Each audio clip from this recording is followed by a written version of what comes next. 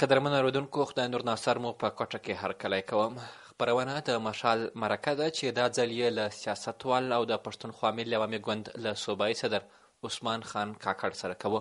کاکړ چې شاوخوا 40 کاله یې سیاست کړی او دا ټول سیاست یې د پښتونخوا ملي عوامي ګوند تر بیرغ لاندې کړی. دا وخت 53 کلن دی او د پښتونخوا ملي عوامي ګوند صوبایي صدر دی. عثمان خان کاکړ صاحب، تاسو ته په مشال مرکه کې هرکلی وایو. او لومړنۍ پوښتنه مې همدا ده چې که ستاسو د پیدایش په اړه راته ووایاست، ستاسو پیدایش چېرته او کله سوی؟ زه په هندوباغ کې د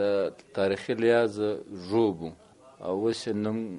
ضلع کلاس پلان هندوباغ خپله تحصیل دی. اوس دوی بیا نوم یې وربدل کړي په یو خاص مقاصدو دپاره مسلم باغ یې پرکښې وښه. هندوباغ خپله ډېر تاریخي نوم دی. هند معنا په پښتو کې، زړه پښتو کې اوبه، او باغ معنی سرچینه او د اوبو سرچینه. دوی راواخیست هندوباغ نوم یې نه. په دې کې زه کړی یم د خپل یو تحصیل دی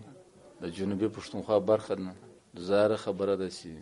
جنوبي پښتونخوا معنا پښتون افغان وطن. او زما زوړ کړه چې دغه د 21 جولای 18 کې زه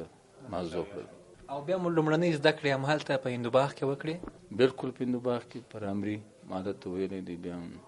شپږم هلته ویلی دی، بیا اووم اتم نم په کوټه کې ویلی دی، بیا لسم خپله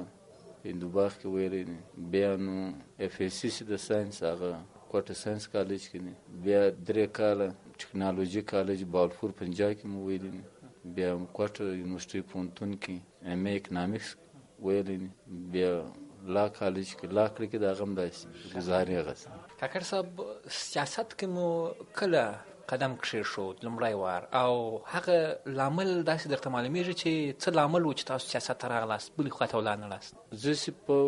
اووم اتم کې وم نو زه له سیاست سره لږ آګاه وم دغه وم، او هغه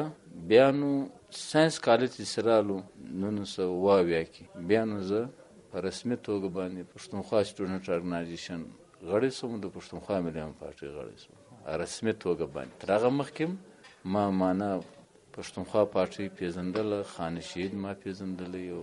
داسې یو وجه وه چې تاسو سیاست ته راغلاست که هسې لکه خدای چې ده چې بنیادي وجه دا وه چې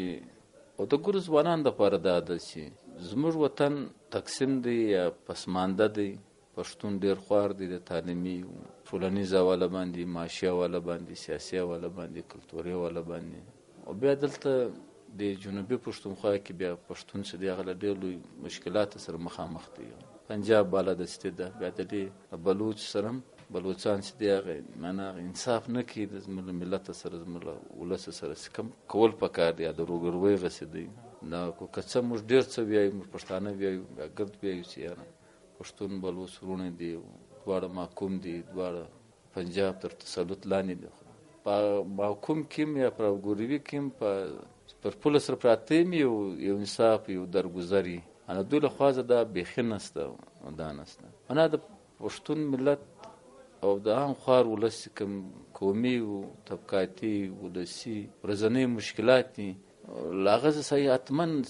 ته سیاست نه کوم ته به ځین متاثره کېږي د حالاتو زه د واقعیاتو زه د دوی له مجبورۍ زه نو او دغه ټول ضرورتونه سو هغه معنا خانشید او پښتونخوا پارټۍ په خپل سیاست کې، په خپل منشور کې، د پارټۍ په خپل کړه وړه کې دا ټول راغونډ کړي دي. مدخ کړي دي معنا چې طالب علم یې هغه بیا محکوم وطن کې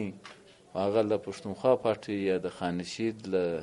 مبارزې زه یا د منشور زه له دې نظریاتو زه متاثره نشي، دا بیخي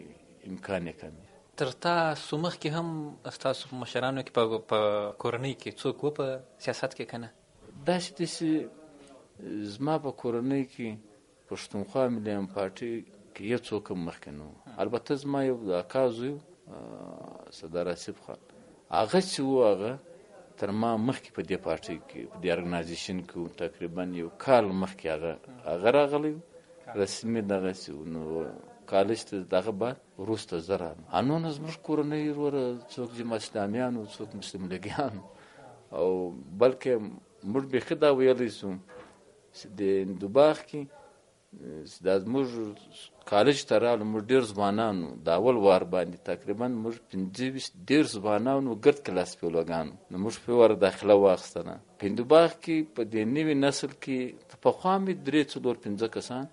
د پښتونخوا ملي پارټي یاد شوي دي، سپین ږیري خل دغه خل حاجي کلا خان اکا ستانځی سو نور داسې 2-3 کسان منه بیا د دې تنظیم بنیاد موږ د زموږ کلاس پیولوګانو هلته ایښی او موږ ډېر لوی قوت طاقت ته مو په شپو کې طالب علمانو دونې ته واویاو نو یو قسم په دې نوي دغه کې د زموږ کلاس پیولوګان شو، د زموږ کوم انډیوالان دوستان کلاس پیولوګانو دا په یو واره ګرد د PSO پښتونخوا ملي پارټي پښتونخوا نیپ نو دا ډېر لوی طاقت په هغه زمانه کې ډېر لوی قوت و. د دې ځای بیا په هندوباغ کې د نوي تنظیم د دې بنیاد ښود شوی. څه کم 40 کاله کېږي ستاسو د سیاست میدان کې قدم ایښی دی. په دې موده کې خامخا په هر فیلډ کې چې سړی نو مشکلات ستونزې یې ورته تاسو ته داسې مشکلات چې تاسو یې زموږ اورېدونکو سره هغوی په مخ کې وړاندې کړئ چې څنګه مشکلات وو او کوم داسې مشکلات چې تاسو ډېر تنګ کړئ چې سیاست کې تاسو باید نه وای راغلي اوس پخوا و داسې وخت در باندې راغلی. اول مشکلات د کورنۍ لخوا ځي. ستا کورنۍ پلار و اکاګانو پلانه له دې پارټۍ سره دغه نه یا د هغوی خپل فکر یې سوچ دغه نو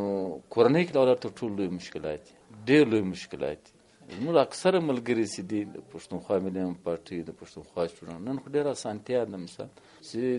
اول ګروم یا اول جنجال له کور سره بیا په کلي کې ورسوي خاص کر دغه سین دا ګردارنګ دي ماتم دغه مشکلات ولواره له کور زو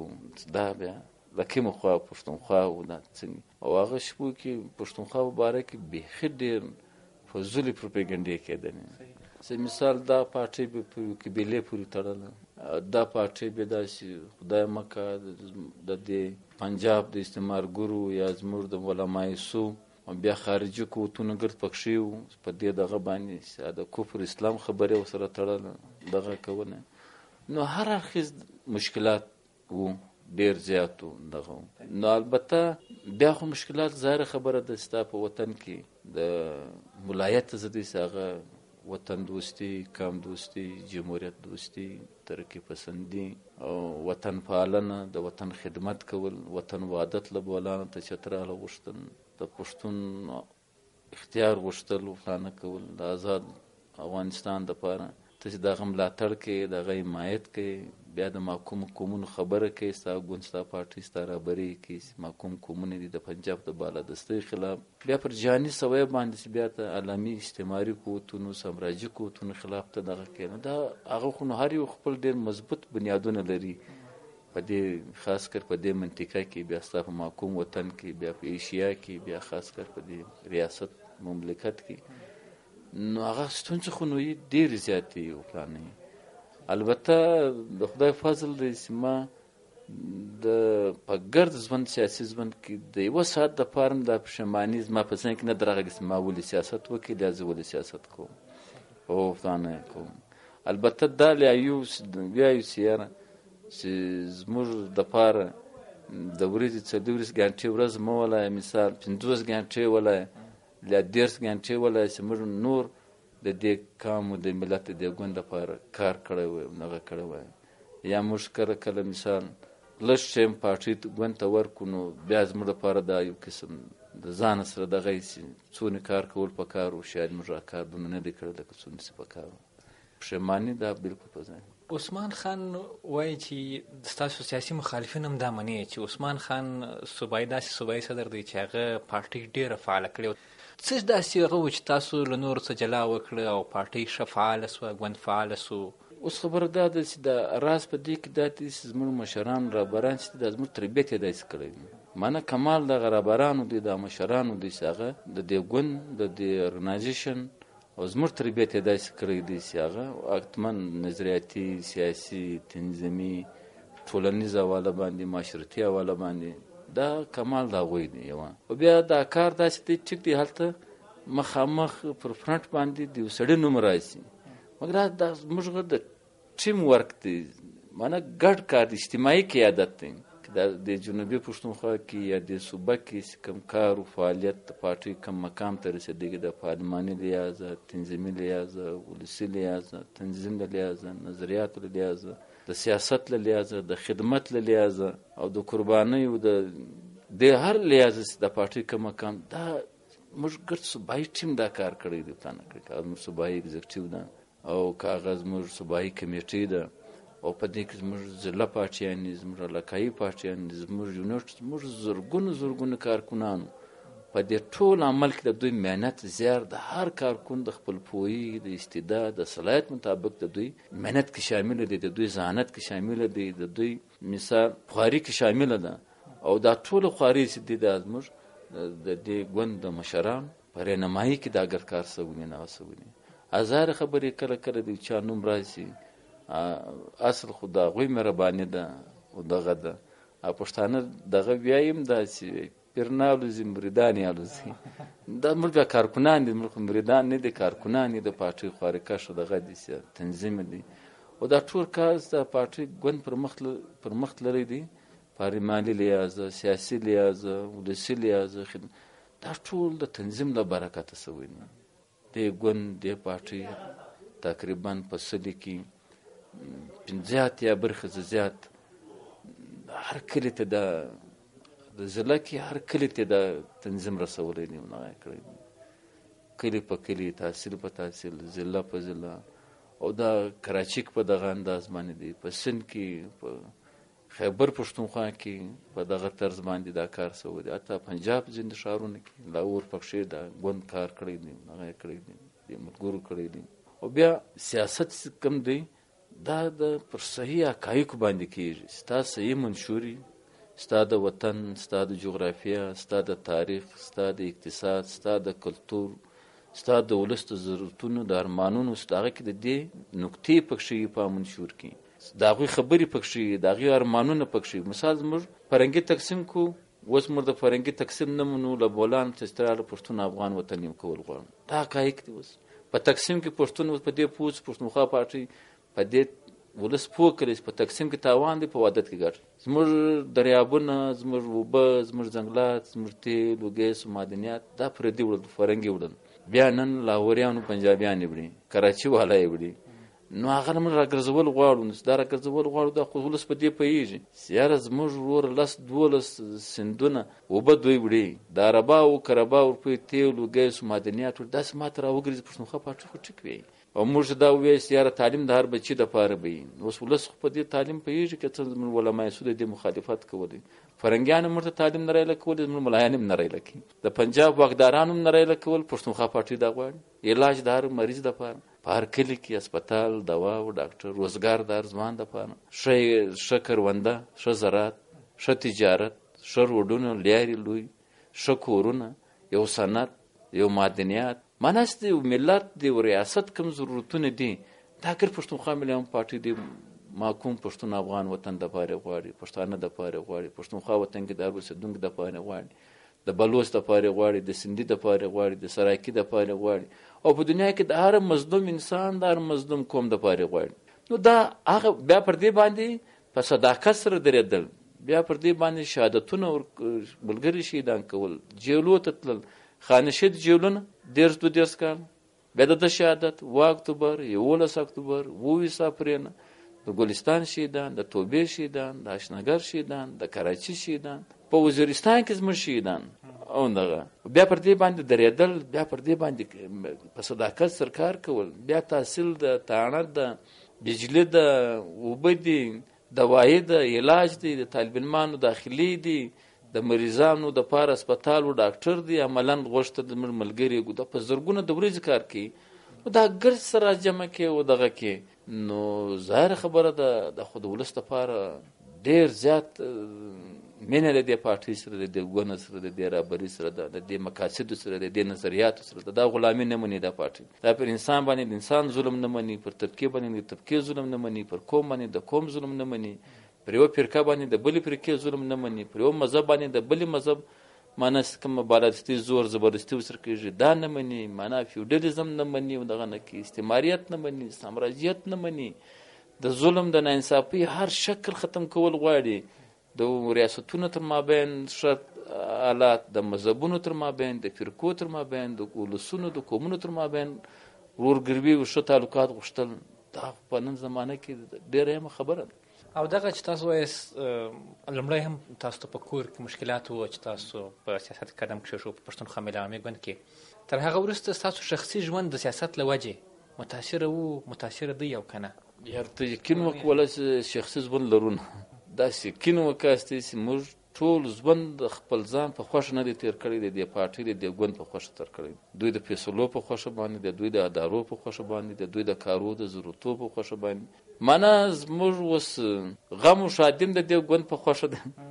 او زموږ کورنۍ ژوند هم د دوی په خوښه دی، د دې ګوند او د دې پارټۍ په خوښه دی، د هغې د ضرورتونو مطابق دی هغه دی. نو کورنۍ ژوند کې بیخي فیل یو، شاته البته سیاسي او تنظیمي دغه کیسې یو، خو دغه دی متاثره ډېر دی. موږ د ټولو ملګرو د کورنۍ ژوند چې دی،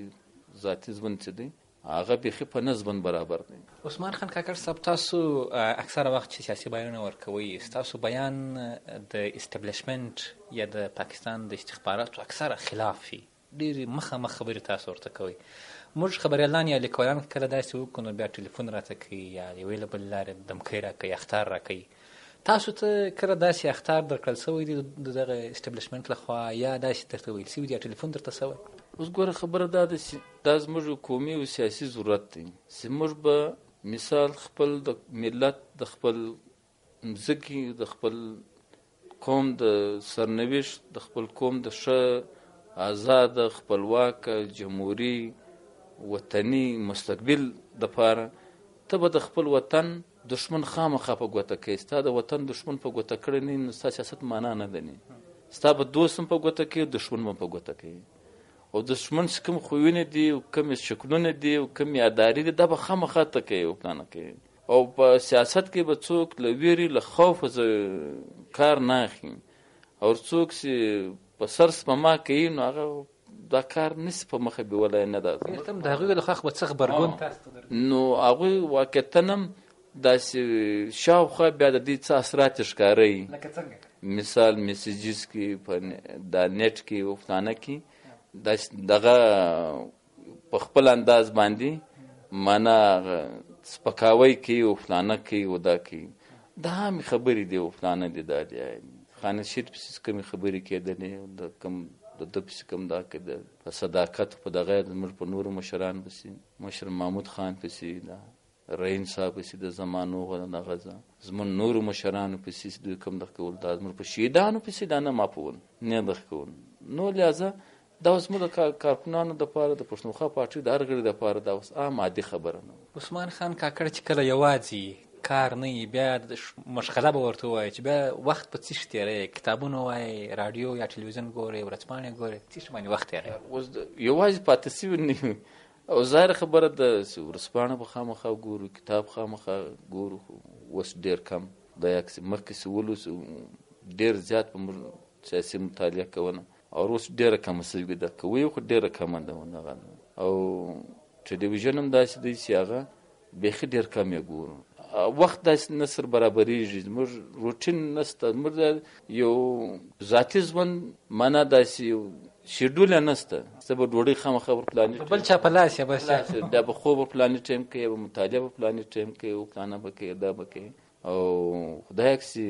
ذاتي شغل نشته. اوس څنګه کوي؟ البته چې د پارټۍ په دوره ځو، د کلي ته ځو، علاقو ته ځو، یا نورو صوبو ته ځو، خیبر پښتونخوا ته یا کراچۍ ته په دوره، یا د لیز شاوخوا ژوب و بوری و چمن و مسخیل و د کولوزه تر پنجپایي پورې، تر زیارته تر ارنایي پورې، تر هندوباغه تر ژوبه پورې، تر شیراني و تر مسخیله پورې، دغه ګیا زموږ یو قسم چکر یا دوره سي. زه خپله ذاتي طور چې دی د سیل و د چکر ډېر شوق لرم، خو تر اوسه پوره سوی نه دی. پښتو ژبه کې لوست کوئ یا لیک کوئ داسې، یا کله شعر و شاعري خواته شوق مو سره چې ووایاست، خپله یې کوئ که نه؟ یارو د شاعرانو څه خوا بدې نشته. شاعري خو بیخي د خلاص خلکو کار دی، قسم ښکاره کوي. شاعري خپله ډېر لوی، دا خو یو قدرتي صلاحیت هم یو، بیا د انسانانو محنت هم زموږ شاعرانو ادیبانو ډېر لوی محنت کړی دی. زه بالکل ضد ونې دغه یم بې صلاحیته سړی یم چې ما د بل شعرونو لا هم نه زده کېږي بیخي څو شعرو ماسې وه دا زما یو بې صلاحیتي ده او دغه ده چې زه لرم او دغه کوم. البته اوس نو سیاسي مطالعه خو هر وخت موږ کړې ده که ویې ګرد دغه پارټۍ ملګري به کړي که سیاست څوک نه کوي پکار دی هغه مطالعه وکړي او دغه وکړي. نو زه د دې شیان نور نو پښتو دغسې دی هغه موږ ګرد لیک لوست په پښتو کوو د ګوند د پارټۍ په توګه د پښتونخوا سټوډنټ ارګنایزیشن په توګه زموږ ټول رپورټونه زموږ ټول کارونه زموږ ټول هر څه چې دی دا په پښتو باندې دی دغه دی او خدای اکسي نو پښتو خو ډېر حقدار هم ده پر موږ باندې موږ هغه رنګه حق نه دی ادا کړی لکه څنګه چې ادا کول پکار دي دغه دی. خو البته پارټۍ کمال دا کړی دی چې ای عربیانې ای اردو ای انګریزیانې ای نورې پردۍ ژبې چې دي چې پر موږ باندې تعلیمي لحاظ هم مسلط دي میډیا له لحاظ هم مسلط دي په بازار کې مسلط دي په دفترانو کې مسلط دي په وجرو کې په مدرسو کې په ماجتانو کې مسلط دي او دغه دي. نو البته پښتونخوا واقعتاً په صحیح توګه باندې د پښتو حق ادا کړی دی او مزید بیا ادا کوو. د سیف الله کلا یو سندرغاړی دی او هغه یو سندره په تاسو پسې جوړه کړې عثمان لالا عثمان لالا داسې ما یو ځای ودرې ده ځینې خلک به ډېر خلک به تاسو ته ښه وایي ډېر خلک به بیا عجبه پروپاګنډې در پسې کوي داسې پروپاګنډه چې تاسو ډېر ورته خندلي او ډېر ناشونې در پسې کړي داسې که زموږ اردونکو سره شریک کړئ. دا یو دغه مات والا ډېر خوند هم راکوي دا موږ د پښتونخوا بلډ بینک دی پښتونخوا بلډ بینک نو هغه موږ د هر کال چې د زموږ ملګري چې د خلک اختر کې موږ ملګري پوسټونه ټولوي او بیا د زکات دغه راشي بیا زکات ول ټولوي او فلانه کوي او دا کوي په روزه کې دغه دی نو هغوی چا یو میسج د کړی مال هم راستولو نور چا هم استولی چې د مفتی عثمان د په کوټه کې بالا زموږ دفتر دغه ایریا ورشوي ګو دغه فتوا دغه د سیو هر بچی په سکول کې او پوس دغه پښتونخوا بلډ بینک د فتوا د پلان د ودان نه خامخا بیا دغه کې او موږ فتوا باز نه یو خاصګر یو موږ سیاست هم په خاص کړی دی موږ پوسټ هم په خاص ټولو مولس چاندیم په خاص غواړو ووټ هم په خاص غواړو په دغه د کو فلانه کوي خامخا کوي. عثمان صاحب بچیان مو څومره دي او هغه ماشاءالله څو لونه زامن لري؟ ما 2 زامن دي 4 ملونه دي او ګر سبقونه وي دغه دي مثال هغه سبقونه وي په بي کیم دي فیزیک کې به مي لسم کې به مي او وروستی پیغام مو څه قام ته پښتنو ته د مرکې د مشال راډیو له لارې؟ یار زما پیغام خو ډېر لوی مشران وړاندې کوي او دغه کې زما خواست دا دی ټول لر بر پښتون افغان ته چې د 21مه صدۍ کې دا زموږ حق دی چې زموږ وطن په یوه وحدت کې دا زموږ حق دی څوک هر دنیا څوک خوا بدي وي د شرقه تر غربه د جنوبه تر شماله ختیځه تر پلانه پورې هر څوک خوا بدي دا زموږ حق دی زموږ د وطن وحدت او پر خپل خاوره پر خپل وسایلو پر خپل وطن باندې زموږ د ولس د اقتدار حق دی او د نن دنیا انسان یو ضرورت دی که علم دی که تعلیم دی که روزګار دی که زراعت دی که کارخانه ده دا زموږ د ولس حق دی ښه کور زموږ د ولس حق دی د څښلو اوبه څپه دا زموږ د ولس حق دی په دنیا کې له قومونو سره سیالي دا زموږ د ولس زموږ د ملت حق دی او له خپل مورنۍ ژبې پښتو سره د دې ویل د دې خدمت کول دا په دنیا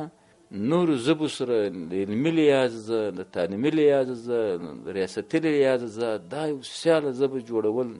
دا زموږ حق دی د خپلې ژبې خدمت د خپل وطن خدمت د خپل ولس خدمت او دا پر هر پښتان نر و ښځه باندې تعلیم یافته او بې تعلیمه باندې دا قوم دا ولس حق پر لري چې د دې حقوقو دپاره موږ ټول سیاست وکړو منظمه سو خپل قومي دوست دشمن وپېژنو خپل قومي ګټې وپېژنو او دا زموږ حق دی چې زموږ په وطن کې که آزاد جمهوري افغانستان کې دی که محکوم پښتونخوا وطن افغان وطن کې دی له بولانو ته چترال او دا زموږ نیم آزاد قبایلي علاقې چې دي چې منځنۍ پښتونخوا موږ ورته وایو چې په دې کې مکمله سوله، امن، ترهګرۍ، دهشتګردي هر شکل ختم شي. دا زموږ حق دی، زموږ پر خاوره باندې امن. نو زه ټول پښتون افغان ولس ته دا خواست کوم چې د خپلو قومي هدفونو دپاره، د خپل ښه مستقبل لپاره، خپل وطن باندې امن راوستلو دپاره، آزاد جمهوریت افغانستان کې نور استحکام راوستلو دپاره. ډېره مننه عثمان خان کاکړ صاحب. کور مو ودان.